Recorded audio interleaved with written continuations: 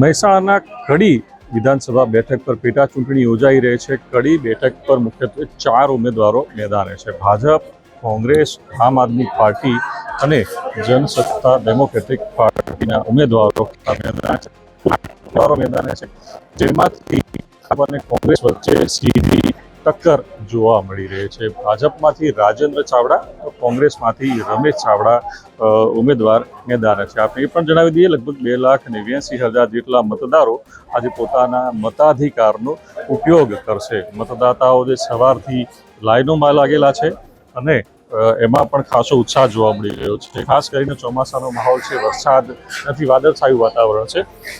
बात करीशु आप केवो माहौल છે આજે, કેવો ઉત્સાહ છે? माहौल अच्छा है, उत्साह भी अच्छा है, सबको खुश। हाँ, વોટિંગ શા માટે જરૂર છે? वोटिंग इस विकास के लिए चाहिए। अच्छा, सबका अच्छा विकास हो, रोड बने और रोजगार मिले अच्छा, इसके लिए सरकार की सारी लाभें मिले।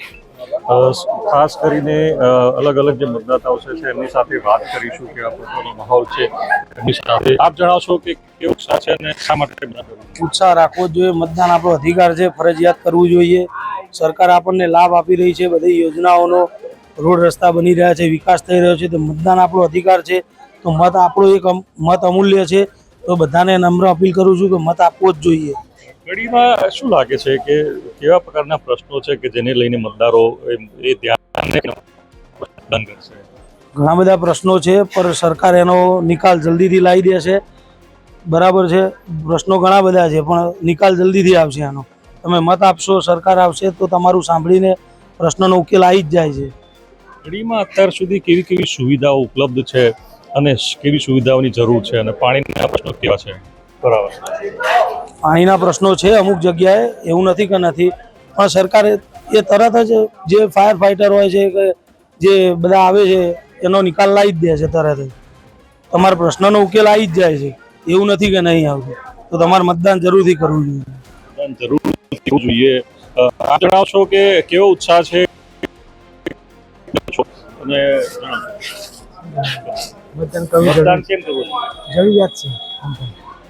મતદાન ખૂબ જરૂરી છે। પોતાનો ઉત્સાહ જોવામાં યુવા પણ સાથે છે, એમની સાથે પણ વાત કરીશું, વડીલો પણ છે। વડીલ, આપ જણાવશો કે શા માટે મતદાન કરવું જોઈએ અને કેટલા સમયથી આ મતદાન જરૂરી છે દેશના વિકાસ, શહેરી વિકાસ। કડીના કેવા મુદ્દા, કયા મુદ્દાઓ છે કે જેને લોકો ધ્યાન રાખશે? કડીના હાલમાં તો કોઈ મુદ્દા નથી, મતદાન જરૂરી છે। તો આપ જોઈ શકો છો કે સવારથી લાઈનો લાગી છે અને આપને બીજા પણ દ્રશ્યો બતાવવા માંગીશ। અહીંયા અલગ અલગ બૂથો પર પોલીસ બંદોબસ્ત રાખવામાં આવ્યો છે અને મહિલાઓની અલગ લાઈનો બતાવવા માંગીશ। મહિલાઓ પણ અહીંયા લાઈનમાં લાગેલી છે। યુવાનો, વૃદ્ધો અને દિવ્યાંગો માટે વિશેષ વ્યવસ્થા કરવામાં આવી છે। કડીમાં જે મતદાન મથકો અલગ અલગ છે એમાં મોડેલ મતદાન ઊભું કરવામાં આવ્યું છે। દિવ્યાંગો માટે વિશેષ વ્યવસ્થા કરવામાં આવી છે। તો મતદાન બૂથની બહાર મોબાઈલ બહાર જ મૂકવાની વ્યવસ્થા કરવામાં આવી છે। મતદાન બૂથની અંદર મોબાઈલ લઈ ના જઈ શકે એના પર પ્રતિબંધ રાખવામાં આવ્યો છે।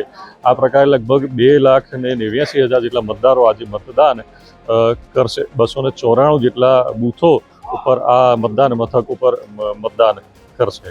મહેસાણાથી મનીષ મિસ્ત્રી, ગુજરાત।